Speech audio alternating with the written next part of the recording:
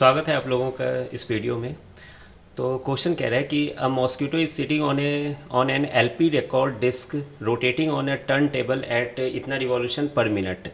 तो एक डिस्क है ना, रिकॉर्ड डिस्क है, वो रिकॉर्ड डिस्क घूम रही है अपने एक्सिस के अबाउट 33 1/3 रिवॉल्यूशन पर मिनट से, है ना। तो ये मैं यहाँ लिखा हूँ, इसको 33 इंटू 3 + 1 आप 100/3 आरपीएम निकाल लो। अब मुझे इसे ऐसा यूनिट में ले आना चाहिए रेडियन पर सेकेंड में। तो देखिए ओमेगा की फॉर्मूला होती है 2πn/60, है ना, ये आपको क्लास में बताया गया होगा। हाँ, एक बार फिर से मैं रिवीजन करवा देता हूँ। ये आरपीएम का मतलब होता है रिवॉल्यूशन पर मिनट, ठीक है। और ओमेगा क्या होता है? Angular displacement per unit time, है ना, rate of change of angular displacement, कितना एंगल घूमा, है ना, एक तरह से। तो देखिए 1 मिनट की बात हो रही है तो टाइम नीचे 60 सेकेंड लिख दिया हूँ मैं।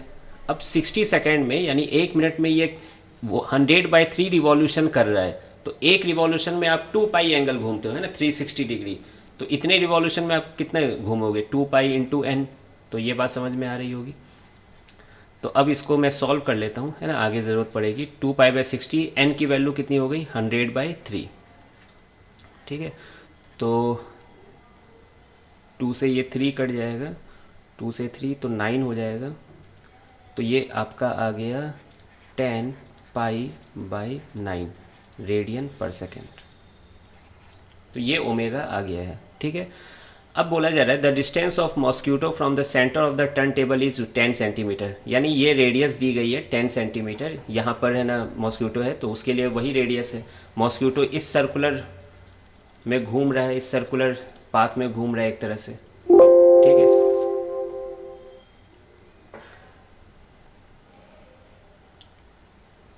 एक सेकेंड, हाँ, तो इस सर्कुलर पाथ में मॉस्क्यूटो घूम रहे, कोई दिक्कत नहीं इसमें।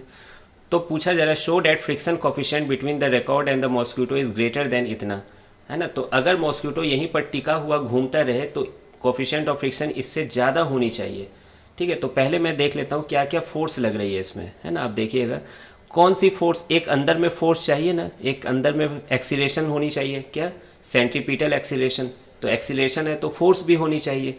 कौन सी फोर्स अंदर में लग सकती है यहाँ पर? तो फ्रिक्शन ही तो लग सकती है। तो अंदर के डायरेक्शन में फ्रिक्शन लग रही है, नॉर्मल ऊपर लग रही है और mg परपेंडिकुलर टू डिस्क, ये रोटेटिंग डिस्क लग रही है। तो मैं यहाँ पर दिखा दे रहा हूँ नॉर्मल और mg। तो ये तो समझ रहे हो कि नॉर्मल mg के बराबर होगा, क्यों? परपेंडिकुलर टू डिस्क मोशन नहीं हो रही है यहाँ पर। और एक सेंट्रीपिटल एक्सीलरेशन चाहिए जो कि होता है ω² r के बराबर। तो फ्रिक्शन किसके बराबर होगी? ऑब्वियसली फ्रिक्शन होगी मास इंटू एक्सीलरेशन, यानी mω² r के बराबर। क्या ये बात समझ में आई? है ना। बहुत बच्चे इसमें सेंट्रीफ्यूगल फोर्स लगा के भी सॉल्व कर सकते हैं, है ना। मेरी भी इनफैक्ट वही आदत है, फ्रिक्शन अंदर लगाओ, सेंट्रीफ्यूगल फोर्स बाहर लगाओ, है ना। यहाँ सेंटर पे रोटेटिंग चेयर लगा कर बैठ जाओ तो ये सब फोर्स लिखने का मौका मिलता है। खैर आप तो समझ रहे होगे friction equal to mω² r। तो देखिए फ्रिक्शन की इतनी रिक्वायरमेंट है ना, अगर मॉस्क्यूटो यहीं पर रह पाए, स्लिप ना करे। लेकिन फ्रिक्शन कुछ भी तो नहीं लग सकती है ना। तो फ्रिक्शन कुछ भी नहीं लग सकती फॉर नो स्लिपिंग, स्लिपिंग अगर ना हो तो उसके लिए आपने पढ़ा हुआ है कि फ्रिक्शन की जो वैल्यू है, ये जो स्टैटिक फ्रिक्शन की वैल्यू है, ये मैक्सिमम स्टैटिक फ्रिक्शन से कम होनी चाहिए, ठीक। तो फ्रिक्शन की वैल्यू आप लिख दीजिए mω² r। और मैक्सिमम फ्रिक्शन क्या होती है? μn होती है, मैक्सिमम स्टैटिक फ्रिक्शन μn। और नॉर्मल की वैल्यू कितनी थी? mg थी, है ना। μs इंटू एन होती है, वैसे मैं उस μs को म्यू मान रहा हूँ।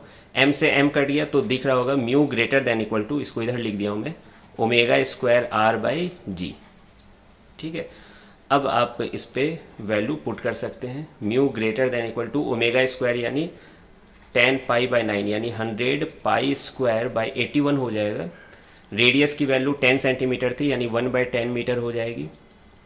और g की वैल्यू 10 ही ले लो, 10 बोला गया लेने के लिए, 100 कट जाएगा। तो यहाँ से आ गया μ should be greater than equal to π²/81। क्या यही प्रूफ करना था, है ना, कि कोफिशिएंट ऑफ फ्रिक्शन इससे ज़्यादा होनी चाहिए। देखिए ज़्यादा के टर्म्स में भी आई है यहाँ पर। वैसे आप एग्जाम में डायरेक्ट फ्रिक्शन को μn से इक्वेट करके भी ला सकते थे, लेकिन ग्रेटर देन इक्वल टू ऐसे ही आता है फिर। तो आई होप कि आपको ये समझ में आया होगा। मिलते हैं फिर नेक्स्ट वीडियो में।